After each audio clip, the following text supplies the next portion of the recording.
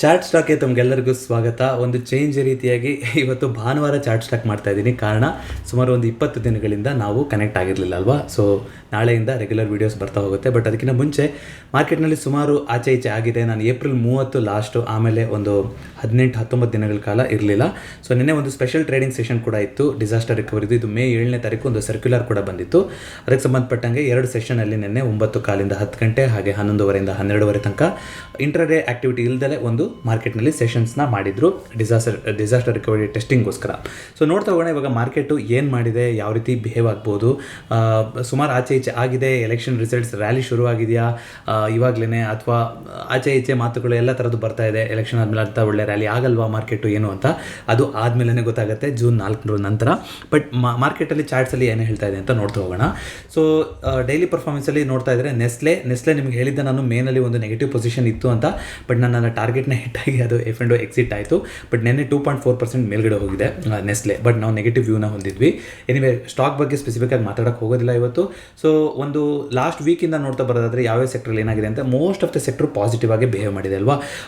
ಎಲ್ಲದರಲ್ಲೂ ಕೂಡ ಒಂದು 2% 3% ರೀತಿ ಬಂದಿರೋದೇ ಕಾಣಿಸ್ತಾ ಇದೆ, ಎಕ್ಸೆಪ್ಟ್ TCS ಮತ್ತು ಟಾಟಾ ಮೋಟರ್ಸಲ್ಲಿ ಒಂದು ದೊಡ್ಡ ಕರೆಕ್ಷನ್ ಆದಂಗೆ ಕಾಣಿಸ್ತಾ ಇದೆ.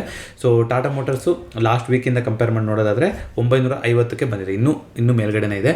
ಒಂದು 850 830 ಆ ಲೆವೆಲಿಗೆ ಬಂದರೆ ಆಮೇಲೆ ಫ್ರೆಶ್ ಕನ್ವರ್ಷನ್ ಬಗ್ಗೆ ಯೋಚನೆ ಮಾಡೋರಂತೆ. ಹೇಗೆ ಸ್ಟಾಕ್ ಸ್ಪೆಸಿಫಿಕ್ ಮಾತಾಡೋದು ಬೇಡ.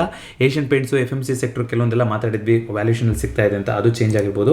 So over all May month ಅಂತ ನೋಡೋದಾದ್ರೆ, ಯಾಕೆಂದರೆ ನಾನು ಮೇ ಮಂತಲ್ಲಿ ಇಲ್ದಲೇ ಇದ್ದಿದ್ದರಿಂದ, ಸೊ ನೋಡೋದಾದ್ರೆ ಈಗ ನಿಮಗೆ ಇನ್ನೂ ಕೆಲವು ಸ್ಟಾಕ್ಗಳು ಕನ್ಸೆಷನಲ್ಲಿ ಇರೋದು ಕಾಣಿಸ್ತಾ ಇದೆ. Kotak Bank, HDFC Bank last ಮಂತಿಗೆ ಕಂಪೇರ್ ಮಾಡಿದ್ರೆ ಮೈನಸಲ್ಲೇ ಇದೆ. ಟೈಟನ್ 7% ಕರೆಕ್ಷನ್ ಆಗಿದೆ.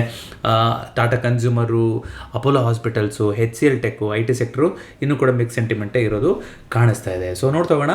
ಅಂದರೆ ಎರಡೂ ಸೆಕ್ಟರಲ್ಲಿ ಪಾಸಿಟಿವ್ ನೆಗೆಟಿವ್ ಎರಡೂ ಇರೋದು ಆಗಿದೆ. ಮೇನಲ್ಲಿ ಯಾವುದೋ ಒನ್ ಸೈಡ್ ಮೂಮೆಂಟ್ ಅಂತ ಆಗಿಲ್ಲ. But still market all time ಹೈನ ಟೆಸ್ಟ್ ಮಾಡೋಕ್ಕೆ ಬರ್ತಾ ಇದೆ. ಸೊ ನಿಫ್ಟಿ ನೋಡೋದಾದರೆ ಐ ಥಿಂಕ್ ಏಪ್ರಿಲ್ 30ನೇ ತಾರೀಕು ಈ ಬಾರ ಆಯ್ತಲ್ಲ, ಅವತ್ತು ಲಾಸ್ಟು. ಅದಾದಮೇಲಿಂದ ನಾನು ಇರಲಿಲ್ಲ ನೋಡಿ. ಇಲ್ಲಿಂದ ತುಂಬ ದೊಡ್ಡದಾಗಿ ರಿಜೆಕ್ಷನ್ ಬಂದಿದೆ. 22,700 800 ಆಲ್ಮೋಸ್ಟ್ ನಮ್ಮ ಆಲ್ ಟೈಮ್ ಹೈಯಲ್ಲಿದ್ದವರು ಒಂದು 1000 ಪಾಯಿಂಟ್ಸ್ ಹತ್ತತ್ರ ಕರೆಕ್ಷನ್ ಆಗಿ 21,800ಕ್ಕೆ ಬಂದು ಮತ್ತೆ ನಮ್ದು ಎಲ್ಲೋ ಲೈನ್ ಏನಿತ್ತು ಅಲ್ಲಿ ಸಪೋರ್ಟ್ ತೊಗೊಂಡು ಮಾರ್ಕೆಟು ಮೇಲೆ ಹೋಗಿರೋದು ಕಾಣಿಸ್ತಾ ಇದೆ. ಸೊ ಇಲ್ಲಿ ನೀವು ನೋಡೋದಾದರೆ ಈ ಪ್ಯಾಟರ್ನು ಒಳ್ಳೆ ಪ್ಯಾಟರ್ನ್ ಆಗಿತ್ತು. ಯಾಕೆಂದರೆ ಆಲ್ ಟೈಮ್ ಹೈಯಲ್ಲಿ ಪ್ಯಾಟರ್ನ್ ಮಾಡಿತ್ತು, ಪ್ಯಾಟರ್ನ್ ನೆಕ್ಲೈನ್ ಆಗಿತ್ತು.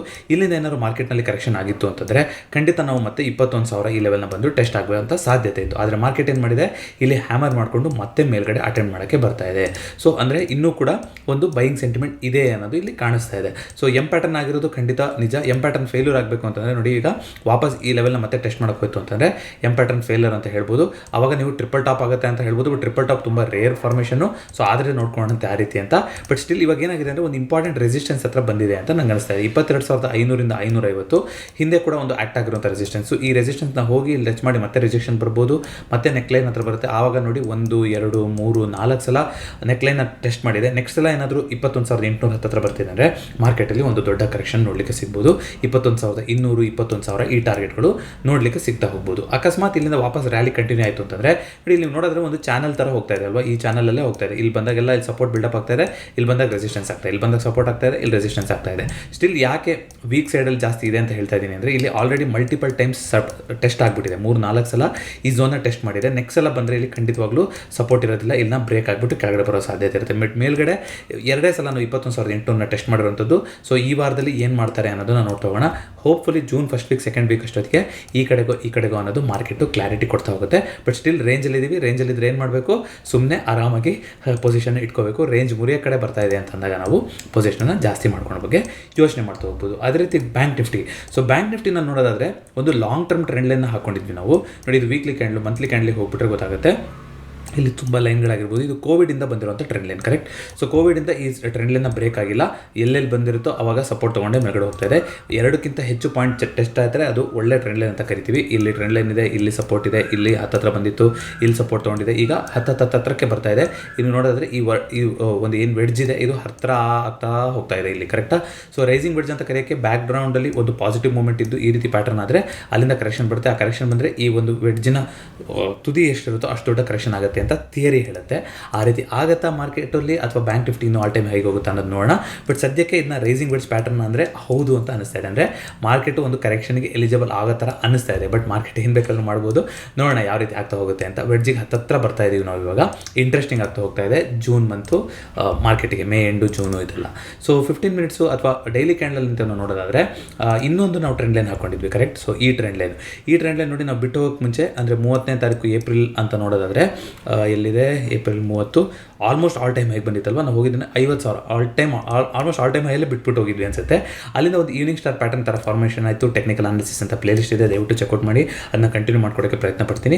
ಅಲ್ಲಿಂದ ದೊಡ್ಡದಾಗಿ ರಿಜೆಕ್ಷನ್ ಬರ್ತಾ ಹೋಯಿತು. ಮತ್ತೆ ನಮ್ಮ ಟ್ರೆಂಡ್ ಲೈನ್ ಆದಂಥ 47,300 ಹತ್ರ ಬಂದು ಅಲ್ಲಿ ಸಪೋರ್ಟ್ ತೊಗೊಂಡು ಮೇಲ್ಗಡೆ ಹೋಗ್ತಾ ಇದೆ. ಬಟ್ ಮಾರ್ಕೆಟ್ನಲ್ಲಿ 48,300 ಅನ್ನೋದು ಈ ಝೋನು ಈಗಲೂ ಕೂಡ ರೆಸಿಸ್ಟೆನ್ಸ್ ಆಗಿ ಆಕ್ಟ್ ಆಗುತ್ತೆ ಬ್ಯಾಂಕ್ ನಿಫ್ಟಿಗೆ. ಸೊ ಇಲ್ಲಿ ಏನು ಮಾಡುತ್ತೆ ಅನ್ನೋದನ್ನ ನೋಡ್ತಗೋಣ. ಜೊತೆಗೆ ಈ ಟ್ರೆಂಡ್ ಲೈನ್ನ ನಾವು ಈ ರೀತಿ ಹಾಕೊಂಡಿದ್ದನ್ನ ಇವಾಗ ಸ್ವಲ್ಪ ಚೇಂಜ್ ಮಾಡ್ಕೋಬೋದು. ಈ ರೀತಿನ ತೆಗೆದು ಈ ರೀತಿಯಾಗಿ ಹಾಕೋಬೋದು. ನೋಡಿ, ಇಲ್ಲಿ ಈ ಥರ ಚಾನಲ್ ಕಾಣಿಸ್ತಾ ಇದೆ. ಈ ಚಾನಲ್ ಇದೆ ಕೆಳಗಡೆ, ಇದು ಲಾಂಗ್ ಟರ್ಮ್ ಟ್ರೆಂಡ್ ಲೈನ್, ಆವಾಗಲೇ ಹೇಳಿದ್ದೀನಿ ನಿಮಗೆ. ಇನ್ನೊಂದು ಈ ಟ್ರೆಂಡ್ ಲೈನ್ ಕಾಣಿಸ್ತಾ ಇದೆ ನೋಡಿ, ಇಲ್ಲಿ ಈ ಚಾನಲ್ ಹೋಗ್ತಾ ಇದೆ. ಕರೆಕ್ಟಾಗಿ ಹಾಕೋಬೇಕು ಈ ಚಾನಲ್ನ. ಈ ಚಾನಲ್ ಅಂತ ಹಾಕೊಂಡ್ರೆ ಈ ಚಾನಲ್ ತುದಿಗೆ ಬಂದಾಗೆಲ್ಲ ಸಪೋರ್ಟ್ ಬಿಲ್ಡಪ್ ಆಗಿ ಮೇಲ್ಗಡೆ ಹೋಗ್ತಾ ಇದೆ, ಮೇಲ್ಗಡೆ ಹೋದಾಗೆಲ್ಲ ರೆಸಿಸ್ಟೆನ್ಸ್ ಆಗಿ ಬಿಲ್ಡಪ್ ಆಗಿ ಕೆಳಗಡೆ ಬರ್ತಾ ಇದೆ. ಬಟ್ ಏನು ಒಂದು ಇಂಟ್ರೆಸ್ಟಿಂಗ್ ಆಗಿದೆ ಅಂತಂದರೆ, ಇಲ್ಲಿ ಯಾವ್ಯಾವ ಬಂದಿದೆಯೋ ಅವಾಗೆಲ್ಲ ಒಂದು ದೊಡ್ಡ ಫೈಟ್ ಆಗಿ ಒಂದು ಟಫ್ ಕ್ಯಾಂಡಲ್ ಮಾಡ್ಕೊಂಡು ಮೇಲ್ಗಡೆ ಹೋಗಿರೋದು ಕಾಣಿಸುತ್ತೆ. ಒಂದು ದೊಡ್ಡ ಬಾರ್ ಬಂದಿರೋಂಥದ್ದು ಪ್ರತಿ ಸಿಚುವೇಷನಲ್ಲಿ. ಲಾಸ್ಟ್ ಟೈಮಲ್ಲಿ ಅಫ್ಕೋರ್ಸ್ ನಿಧಾನಕ್ಕೆ ಡೋಜಿ ಮಾಡ್ಕೊಂಡು ಹೋಯಿತು. ಬಟ್ ರೆಡ್ ಕ್ಯಾಂಡಲ್ಗಳು ಕಮ್ಮಿ ಇತ್ತು. ಸೊ ಮೇಲ್ಗಡೆಗೆ ಕ್ಲೋಸಿಂಗ್ ಮಾಡ್ತಾಯಿದ್ರು ಆನ್ ಡೈಲಿ ಬೇಸಿಸ್. ಬಟ್ ಇವಾಗ ನೀವು ನೋಡೋದಾದರೆ ತುಂಬ ಒದ್ದಾಡೋ ಥರ ಕಾಣಿಸ್ತಾ ಇದೆ ಈ ಸಲ ಮೇಲ್ಗಡೆ ಹೋಗೋಕ್ಕೆ. ಸೊ ಅಕಸ್ಮಾತ್ ಏನಾರು ಮೇಲ್ಗಡೆ ಹೋಯಿತು ಅಂತಂದರೆ ಮತ್ತೆ ಆಲ್ ಟೈಮ್ ಹೈಗೆ ಹೋಗಬೇಕು ಈ ಸಲ. ಇಲ್ಲ ಅಂತಂದರೆ ಇದು ಕೆಳಗಡೆ ಬರ್ತಾ ಹೋಗಬೇಕು. ಸ್ಟಿಲ್ ಇದನ್ನ ಬೇರಿಶ್ ಫ್ಲಾಗ್ ಅಂತ ಹೇಳೋದಂದರೆ ತುಂಬ ದೊಡ್ಡದಾಗೋಯ್ತು. ಇಲ್ಲಿಂದನೇ ಕರೆಕ್ಷನ್ ಬಂದಿದ್ರೆ ಬೇರಿಶ್ ಫ್ಲಾಗ್ ಅನ್ಬೋಯಿತು. ಬಟ್ ವೀಕ್ ಅಂತಲೇ ಇದೆ, ಯಾಕೆಂದರೆ ಈ ಝೋನ್ನ ಬಿಟ್ಟು ಮೇಲ್ಗಡೆ ಹೋಗಿರ್ಬೋದು. ಆದರೆ ಆಲ್ ಟೈಮ್ ಹೈ ಝೋನ್ ಇದೆ, ಈವ್ನಿಂಗ್ ಸ್ಟಾರ್ ಪ್ಯಾಟರ್ನ್ ಬಂದಿದೆ. ಸೊ ಇನ್ನೊಂದ್ಸಲ ಇದು ಮೇಲ್ಗಡೆ ಅಟೆಂಪ್ಟ್ ಆಗೋದಕ್ಕೆ ಇದನ್ನ ಪಾಸಿಟಿವ್ ಸೆಂಟಿಮೆಂಟ್ ಅಂತ ಓದೋಕ್ಕೆ ಹೋಗೋದು ಬೇಡ. ಹಾಗಂತ ನೆಗೆಟಿವ್ ಆಗಿರಿ ಅಂತ ಹೇಳ್ತಾ ಇಲ್ಲ, ಆದರೆ ಯಾವುದೇ ರೀತಿಯಾಗಿ ಪೊಸಿಷನ್ ತಗೊಳ್ಳೋಕ್ಕೆ ನಾವು ತುಂಬ ಹುಷಾರಾಗಿರಬೇಕು. ಯಾಕೆಂದರೆ ಈ ಝೋನ್ ನಿಫ್ಟಿನಲ್ಲಿ ಒಂದು ಹಾರಿಜಾಂಟಲ್ ಝೋನ್ ಮಾತಾಡಿದ್ವಿ. ಬಟ್ ಬ್ಯಾಂಕ್ ನಿಫ್ಟಿನ ನೋಡಿದ್ರೆ ಒಂದು ಚಾನಲಲ್ಲಿ ಹೋಗ್ತಾ ಇದೆ. ಚಾನಲಲ್ಲಿ ಲೋಯರ್ ಹೈ ಲೋಯರ್ ಲೋ ಮಾಡ್ಕೊಂಡೇ ಹೋಗ್ತಾ ಇದೆ. ಬಟ್ ನೋಡ್ತಾ ಹೋಗೋಣತ್ತೆ ಈ ಸಲ 47,300 ಯಾವ ರೀತಿ ಬ್ರೇಕ್ ಆಗುತ್ತೆ ಅಂತ. ಯಾಕೆಂದರೆ ಹಿಂದೆನೂ ಇರೋಂಥ ಝೋನ್ ಇದು 48,300 ಬ್ರೇಕ್ ಆಗಿ ಹೋಗ್ತಿದೆ ಅಂದರೆ ಮಾರ್ಕೆಟ್ ಮತ್ತೆ ಪಾಸಿಟಿವ್ ಆಗಿ ಹೋಗ್ತಾ ಇದೆ ಅಂತ ಹೇಳ್ಬೋದು. ಇಲ್ಲ ಅಂತಂದರೆ ಇಲ್ಲಿಂದ ಒಂದು ರಿಜೆಕ್ಷನ್ ಬರುವಂಥ ಸಾಧ್ಯತೆ ಜಾಸ್ತಿ ಇದೆ. ಬಂದರೆ ಎಗೇನ್ ಚಾನಲ್ನ ಮಲ್ಟಿಪಲ್ ಟೈಮ್ಸ್ ಟೆಸ್ಟ್ ಮಾಡಿದ ಲೋನ ಈ ಸಲ ಏನಾದ್ರು ಬ್ರೇಕ್ ಆಯಿತು ಅಂತಂದರೆ ಒಂದು ದೊಡ್ಡ ಫಾಲ್ ಆಗೋಕ್ಕೆ ಸಾಧ್ಯತೆ ಇರುತ್ತೆ. ಅಂದರೆ ಒಂದು 44,500 ಒಂದು 2,000 ಪಾಯಿಂಟ್ಗಳ ಫಾಲು ನೋಡಲಿಕ್ಕೆ ಸಿಗ್ಬೋದು. ಇದನ್ನ ನಾವು ಮುಂಚೆನೂ ಕೂಡ ಮಾತಾಡಿದ್ವಿ. ಬಟ್ ಮಾರ್ಕೆಟಲ್ಲಿ ಕೆಳಗಡೆ ಬೀಳಿಸಿ ಮತ್ತೆ ಇವಾಗ ಆಲ್ಮೋಸ್ಟ್ ಅದೇ ಝೋನಲ್ಲಿ ತಗೊಂಡು ಹೋಗೋಕ್ಕೆ ಥರ ನೋಡ್ತಾ ಇದ್ದಾರೆ. ನಿಫ್ಟಿ ಆಲ್ರೆಡಿ ಬುಲಿಶ್ ಇದೆ, 22,500 ಇದೆ. ಬಟ್ ಬ್ಯಾಂಕ್ ನಿಫ್ಟಿ ಇನ್ನೊಂದು ಸ್ವಲ್ಪ ಸ್ಪೇಸ್ ಉಳಿಸ್ಕೊಂಡಿದೆ, 50,000 ತನಕ ಹೋಗಿತ್ತು.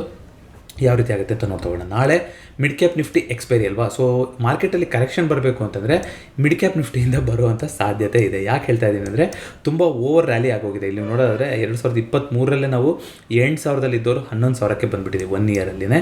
ಸೊ ಈಗ ಇಲ್ಲಿ ಒಂದು ಫೆಬ್ರವರಿಯಿಂದ ನೋಡೋದಾದರೆ ಫೆಬ್ರವರಿಯಿಂದ ಒಂದೇ ಝೋನಲ್ಲಿ ಇದ್ದೀವಿ. 11,000ನ ಮಲ್ಟಿಪಲ್ ಟೈಮ್ಸ್ ರೆಸಿಸ್ಟೆನ್ಸ್ ಟ್ರ್ಯಾಕ್ಟ್ ಆಗಿತ್ತು, ಇಲ್ಲಿ ಬಂತು ಈಗ ಅಟೆಂಡ್ ಮಾಡಿ ಮೇಲ್ಗಡೆ ಹೋಗೋ ಥರ ಅನಿಸಿದೆ. ಬಟ್ ಇಲ್ಲಿಂದ ಏನಾದರೂ ವಾಪಸ್ ಕರೆಕ್ಷನ್ ಬರ್ತಾ ಇತ್ತು ಅಂತಂದರೆ ಅದು ಶಾರ್ಪ್ ಕರೆಕ್ಷನ್ ಆಗಿರುತ್ತೆ, ಅಥವಾ ಮೇಲ್ಗಡೆ ಹೋಯಿತು ಅಂತಂದ್ರೂ ತುಂಬ ಜೋರಾಗಿ ಮೇಲ್ಗಡೆ ಹೋಗುವಂಥ ಸಾಧ್ಯತೆ ಇರುತ್ತೆ. ಬಟ್ ಇಲ್ಲಿ ಒಂದು ಅನ್ಚಾರ್ಟೆಡ್ ಟೆರಿಟರಿಗೆ ಮಿಡ್ ಕ್ಯಾಪ್ ನಿಫ್ಟಿ ಬಂದಿರುವಂಥದ್ದಂತೂ ಕಾಣಿಸ್ತಾ ಇದೆ. 11,000 ಅನ್ನೋದು ಇಂಪಾರ್ಟೆಂಟ್ ಸಪೋರ್ಟ್ ಆಗಬೇಕು. ಮಿಡ್ ಕ್ಯಾಪ್ ನಿಫ್ಟಿನಲ್ಲಿ ನಿಮಗೆ ಹೋದ ವಾರ ನೀವು ಗಮನಿಸೋದಾದರೆ ಎಕ್ಸ್ಪೈರಿ ದಿನ ನೋಡಿ, ಎಕ್ಸ್ಪೈರಿ ದಿನ ಸಾಮಾನ್ಯವಾಗಿ ದೊಡ್ಡ ಮೂವ್ಮೆಂಟ್ ಆಗಲ್ಲ ಅಂತ ಮಾತಾಡ್ಕೊತಾ ಇರ್ತೀವಿ ಮಿಡ್ ಕ್ಯಾಪ್ ನಿಫ್ಟಿನಲ್ಲಿ. ಬಟ್ ಲಾಸ್ಟ್ ಎಕ್ಸ್ಪೈರಿ ಏನು ಮಾಡಿದ್ದಾರೆ ನೋಡಿ, ಭಯಾನಕವಾದಂಥ ಮೂವ್ಮೆಂಟ್ ಆಗಿದೆ. ಅಂದರೆ 10,710 ಹತ್ರ ಇದ್ದಂಥದ್ದು 750 ಇದ್ದಂಥದ್ದು 11,100, ಆಲ್ಮೋಸ್ಟ್ 300-400 ಪಾಯಿಂಟ್ಸ್ ಫ್ರಮ್ ಲೋ. ಆ ಒಂದು ಅಷ್ಟು ದೊಡ್ಡ ರೇಂಜು ಮಿಡ್ ಕ್ಯಾಪ್ ನಿಫ್ಟಿನಲ್ಲಿ ನಾನಂತೂ ನೋಡಿದ್ದು ತುಂಬ ಕಡಿಮೆ ಎಕ್ಸ್ಪೈರಿ ದಿನ. ಸೊ ಆ ರೀತಿ ಒಂದು ಮೂಮೆಂಟ್ ಆಗಿದೆ. ಅದಾದಮೇಲೆ ನೋಡೋದಾದರೆ ಇಡೀ ವಾರ ಆಲ್ಮೋಸ್ಟ್ ಫ್ಲಾಟ್ ಇದೆ. 11,100ರಿಂದ 11,300 ಇದೇ ಝೋನ್, ಒಂದು 200-300 ಪಾಯಿಂಟ್ ಝೋನಲ್ಲೇ ಇಡೀ ವಾರ ಕಳೆದಿದ್ದೀವಿ. ಸೊ ನಾಳೆ ಒಂದು ಬಂಪರ್ ಎಕ್ಸ್ಪೈರಿ ಕೂಡ ಆಗುವಂಥ ಸಾಧ್ಯತೆ ಇದೆ. ಬಟ್ ವೀಕೆಂಡಲ್ಲಿ ಏನು ಬೇಕಾದರೂ ಆಚೆ ಈಚೆ ಆಗಿರ್ಬೋದು. ಆ ಎಲ್ಲ ನ್ಯೂಸ್ಗಳ ಜೊತೆಗೆ ಮಾರ್ಕೆಟ್ ಓಪನ್ ಆಗ್ತಾ ಇರುತ್ತೆ, ವೆಯ್ಟ್ ಮಾಡಿ. ಬಟ್ ನಾಳೆ 11,400 ಇದನ್ನೇ ನೀವು ಸ್ಟಾಪ್ ಲಾಸ್ ಇಟ್ಕೊಂಡು ಒಂದು ಆಪ್ಷನ್ ಬೈಯಿಂಗ್ ಟ್ರೇಡ್ ಕೂಡ ತೊಗೊಳಕ್ಕೆ ಸಾಧ್ಯತೆ ಇದೆ. ಆದರೆ ಅದಕ್ಕೆ ಆಪ್ಷನ್ ಚೈನ್ನ ನೋಡ್ಕೊಂಬರಬೇಕು. ಆಪ್ಷನ್ ಚೈನ್ ನೋಡ್ಕೊಂಬರೋದಾದ್ರೆ ನೋಡಿ, 11,300 11,300 ಕಾಲು ಪುಟ್ಟಿಂದು ಈಕ್ವಲ್ ಫೈಟು ನಡೆಯೋ ಥರ ಕಾಣಿಸ್ತಾ ಇದೆ. ಇಲ್ಲಿ ಇಬ್ಬರು ಹಗ್ಗ ಜಗ್ಗಾಟ ಜೋರಾಗಿದೆ. ಬಟ್ ಬೈಯರ್ಸೇ ಜಾಸ್ತಿ ಇದೆ, ಅಂದರೆ ಸಪೋರ್ಟೇ ಜಾಸ್ತಿ ಇದ್ದಂಗೆ ಕಾಣಿಸ್ತಾ ಇದೆ.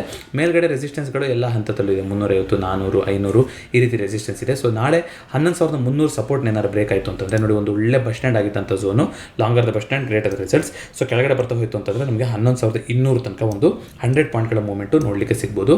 ಗ್ಯಾಪ್ ಡೌನ್ ಓಪನಿಂಗ್ ಆಯಿತು ಅಂತಂದರೆ ಫಾಲೋ ಅಪ್ ಮಾಡಿ, ಇನ್ನೇ ನೀವು ರೆಸಿಸ್ಟೆನ್ಸ್ ಆಗಿ ಅಂದರೆ ಸ್ಟಾಪ್ ಲಾಸ್ ಆಗಿ ಇಟ್ಕೊಂಡು ಖಂಡಿತ ಫಾಲೋ ಅಪ್ ಮಾಡ್ಕೊತ ಹೋಗ್ಬೋದು. ಇವನ್ ಬಸ್ ಸ್ಟ್ಯಾಂಡ್ ಕೂಡ ಇದೆ ಖಂಡಿತ. ಅದ್ರ 11,300 ಬಿಟ್ ಬರ್ತಾ ಇತ್ತು ಅಂತಂದರೆ ಒಂದು 100 ಪಾಯಿಂಟ್ಸ್ನ ಟಾರ್ಗೆಟ್ ಮಾಡ್ತಾ ಹೋಗ್ಬೋದು. ಅಕಸ್ಮಾತ್ ಗ್ಯಾಪ್ ಅಪ್ ಓಪನಿಂಗ್ ಆಯಿತು ಅಂತಂದರೆ ಆಮೇಲೆ ಕರೆಕ್ಷನ್ ಬರ್ತಾ ಇದೆ ಅಂತಂದರೆ ವೆಯ್ಟ್ ಮಾಡಿ, ಏಕ್ದಮ್ ಪಿ ತೊಗೊಳಕ್ಕೆ ಹೋಗ್ಬಿಡಿ. ಯಾಕೆ ಅಂತಂದರೆ ನಿಜವಾಗ್ಲೂ ನಾಳೆ ಕೆಳಗಡೆ ಹೋಗ್ಸೋಕ್ಕಿದೆ ಅಂತಂದರೆ ಮಾರ್ಕೆಟು ಇದೇ ರೇಂಜಲ್ಲಿ ಓಪನ್ ಆಗಬೇಕು ಅಥವಾ ಒಂದು ಸೈಟಾಗಿ ಗ್ಯಾಪ್ ಡೌನ್ ಓಪನಿಂಗ್ ಆಗ್ಬಿಟ್ಟು ಕೆಳಗಡೆ ಬರಬೇಕು, ಆಗ ನೆಗೆಟಿವ್ ಅಂತ ಓದ್ಬೋದು.